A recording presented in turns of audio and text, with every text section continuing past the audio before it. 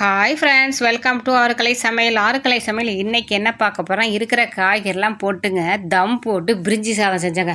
ஐயோ, சொல்கிறதுக்கு வார்த்தையே இல்லைங்க, அல்டிமேட்டாக இருந்துச்சு. நீங்கள் நான் செய்கிற முறையில் கண்டிப்பாக ட்ரை பண்ணி பார்த்து அதுக்கப்புறம் சொல்லுங்கள். வீடியோ ஸ்கிப் பண்ணாமல் கடைசி வரைக்கும் பாருங்கள். வீடியோ பார்த்து முடிஞ்சால் ஒரு லைக்கை மட்டும் போட்டு போயிருங்க. கேஸ் ஆன் பண்ணிக்கோங்க, குக்கர் வச்சுங்க, அடிக்கணமான பாத்திரம் வச்சுங்க, தேவையான நெய் எண்ணெய் சேர்த்துங்க. கிராம்பு, பட்டை, ஏலக்காய், லவங்கம், பெரிய வெங்காயம், பச்சை மிளகா, கருவேப்பிலை இவங்களெல்லாம் போட்டு நல்லா வதக்கணும் வைங்க. இந்த பிரியாணிக்கு கொஞ்சம் ட்ரை ரோஸ்ட்டாக ஆகும்ல வெங்காயம், அந்த மாதிரி ஸ்டேஜ் பார்த்து கொஞ்சம் ட்ரை ரோஸ்ட் ஆகிற வரைக்கும் பார்த்துட்டு தேவையான அளவு தக்காளி சேர்த்துங்க, அதிகமாக சேர்த்துறாதீங்க. புதினா, கொத்தமல்லி தழை அவங்களாம் சேர்த்துட்டு நல்லா வதக்கணும் வதக்கிங்க. இதுக்கு இடையில நீங்கள் இந்த பீன்ஸு, கேரட்டு, உருளைக்கிழங்கு, பச்சை பட்டாணி, அந்த மாதிரி என்னென்ன மீல் மேக்கர் அந்த மாதிரி என்னென்ன காய்கறி இருக்கோ அந்த காயெல்லாம் தேவையான அளவு எடுத்து நல்லா அலசி வாஷ் பண்ணி எடுத்து வச்சுங்க. இப்போ அந்த காய்கறியில் என்னென்ன காய் இருக்குது அந்த காயெல்லாம் சேர்த்து தேவையான அளவு உப்பை சேர்த்து கொஞ்சம் மஞ்சத்தூள், கொஞ்சம் இஞ்சி பூண்டு பேஸ்ட்டு அவங்களாம் போட்டு நல்லா வதக்கணும். வதக்கிட்டு கரம் மசாலா தூள் கொஞ்சம், நார்மல் மிளகாத்தூள் கொஞ்சம், மஞ்சத்தூள் கொஞ்சம், பிரியாணி பவுடர் இருக்குல்லங்க, பிரியாணி பவுடர் அதை மட்டும் கொஞ்சம் எக்ஸ்ட்ரா சேர்த்துங்க. டேஸ்ட்டு வேறு லெவலாக இருக்கும். அதை மட்டும் கொஞ்சம் எக்ஸ்ட்ரா சேர்த்துட்டு அந்த காய்கறிலாம் போட்டுட்டு இந்த மசாலா ஐட்டத்தெல்லாம் போட்டு நல்லா ஒன்று போல் வதக்கணும். வதக்கிட்டு ஒரு கிளாஸ் சாப்பாட்டு அரிசியில் தான் நான் செஞ்சேன். சாப்பாட்டு அரிசியில் செய்கிறீங்க அப்படின்னா ஒரு கிளாஸுக்கு 2 கிளாஸ் தண்ணி. பாஸ்மதி ரைஸில் செய்கிறீங்க அப்படின்னா ஒரு கிளாஸுக்கு 1.5 கிளாஸ் தண்ணி. சீரக சம்பாவில் செய்கிறீங்க அப்படின்னா ஒரு கிளாஸுக்கு 1 கலந்து 2 கிளாஸ் வரைக்கும் தண்ணி ஊற்றலாம். அவங்க அரிசி, பழைய அரிசி, புது அரிசியை பொறுத்து பார்த்து ஊற்றிக்கங்க. நான் வீட்டில் இருக்க சாப்பாட்டு அரிசிக்கு 1 கிளாஸ் அரிசிக்கு 2 கிளாஸ் தண்ணி ஊற்றுவாங்க. அந்த மாதிரி பார்த்து தான் நான் ஊற்றிக்கிட்டேன். 4 டம்ளர் அரிசி எடுத்ததுக்கு 8 டம்ளர் தண்ணிங்க. இந்த 8 டம்ளர் தண்ணியை நீங்கள் தேங்காய் பாலை ஊற்றுனீங்கனாலும் சூப்பராக இருக்கும். இல்லை 4 டம்ளர் நார்மல் வாட்டர், 4 டம்ளர் தேங்காய் பால் அந்த மாதிரி ஊற்றினாலும் சூப்பராக இருக்கும். இப்போ நான் வெறும் தண்ணி, பச்சை தண்ணியை ஊற்றி தாங்க 8 டம்ளர் ஊற்றி வச்சேன். ஆனால் அவ்வளோ டேஸ்ட்டாக இருந்துச்சுங்க. தம் போட்டு செஞ்சால் செமையாக இருக்குது. இந்த குக்கர் மூடியை போட்டுட்டு விசிலை போட்டு திறந்தோம்னா அது ஒரு மாதிரி பிசுன்னு இருக்கிற மாதிரி இருக்குது.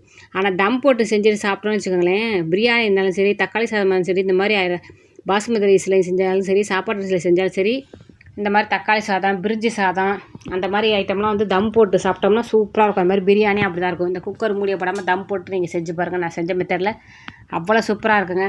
எல்லா காயும் ஒன்று போல் கிண்டி விட்டாச்சு. மசாலாலாம் நல்லா பிடிச்சிருச்சு. தேவையான தண்ணியை ஊற்றிட்டு அது மேலே கொஞ்சம் புதினா, கொத்தமல்லி தலையும் போட்டு தண்ணி நல்லா கொதிக்கணும். எப்போவுமே கொதித்ததுக்கப்புறம் அரிசி போட்டோம்னா டக்குன்னு ரெடி ஆயிரும். அதனால் தண்ணியை ஊற்றி தண்ணி கொதித்ததுக்கப்புறம் அரிசியை போடுங்க. நல்லா கொதிக்கட்டும். வெயில் வேறு ஜாஸ்தியாக இருக்குது. அதிகமாக நீர்க்காய் எடுத்துக்கங்க. தர்பூசணி, வாட்டர்மெலன் தாங்க தர்பூசணி, அதெல்லாம் எல்லா காயும் எடுத்து நல்லா சாப்பிடுங்க. நீர்க்காய் அதிகமாக சேர்த்துங்க. தண்ணி எவ்வளோக்குள்ள குடிக்க முடியுமோ அவ்வளோக்குள்ள வயிறு ஃபுல்லாகிற வரைக்கும் தண்ணி நிறையா குடிங்க.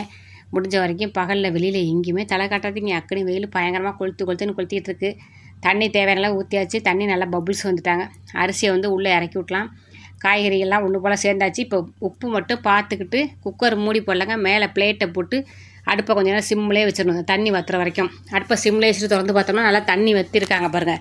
இப்போ எந்த அளவுக்கு தண்ணி இருக்குது அப்படின்னு பார்த்துட்டு ஒரு கிளறி விட்டுட்டு மறுபடியும் எல்லாத்தையும் லெவலாக அப்படியே அமுக்கி வச்சுட்டு அந்த பிளேட்டை மேலேயே வச்சு அந்த இடிகள் இருக்குல்ல, அந்த இடிகள் அது மேலே வச்சுட்டு கீழே தோசைகளை ஹீட் பண்ணி வச்சுட்டாங்க. மேலே வெயிட்டு வச்சு கீழே தோசைகளை வச்சு டேரெக்டாக அடுப்பில் வச்சா பிடிச்சிரும்.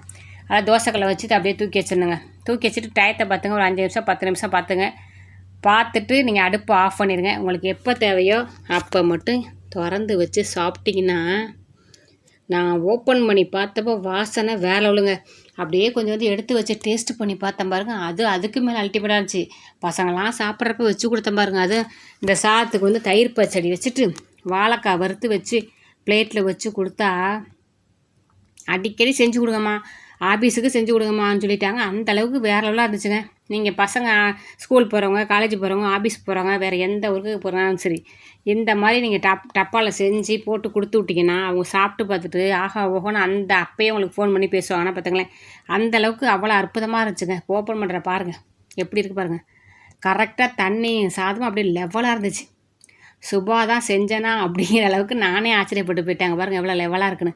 அளவான தண்ணி வச்சு அற்புதமாக செஞ்சு காட்டியிருக்கேன். நீங்களும் கண்டிப்பாக இதே மாதிரி தம் போட்டு வெஜிடேபிள் ரைஸ் செஞ்சு சாப்பிட்டு பார்த்துட்டு சொல்லுங்கள். இப்போ வீடியோ பார்த்தீங்களாங்க, அதுக்காக ஒரு லைக்கை மட்டும் போட்டு போங்க.